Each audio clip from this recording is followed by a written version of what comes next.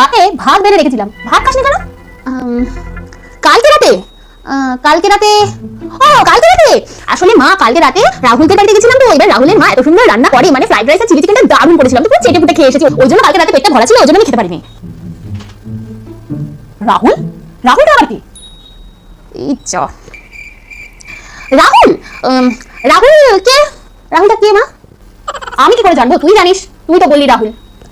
না না, রাহুল রাহুল রাহুল হচ্ছে রাহুল রাহুলটা হচ্ছে রাহুল আমার ফ্রেন্ড হয়। আচ্ছা, সেটাও না হয় বুঝলাম।